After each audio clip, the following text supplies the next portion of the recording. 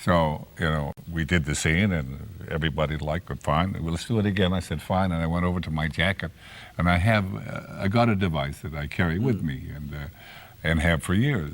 So we get to the point and I said, you know, then your digestive system collapses and is followed by uncontrollable flatulence. And I look over, because I thought it would be funny. That's all I was doing it, not because I was trying to be funny. I thought they would really catch him off guard.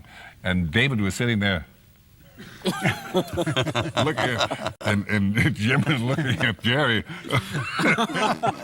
And that was the culprit. I happen to know that you take this with you virtually everywhere, and you've been known to spring it on an unsuspecting passenger on an elevator or whatever. Oh, the elevator is the playground. I mean, it's like the football field for football players. You know, you get in, everybody's so quiet in there, and you're not. Nobody says a thing. It could be quite crowded, and you know, it's so quiet, and you go. And look around. And if you want to, you can, you know, look with. Well, and you do wince too sometimes. Oh, like, yeah. Well, you have to sell it. On the other hand, you're recognizable. Do they turn and say, Mr. Nielsen? They did that with my wife, Barbara Reed.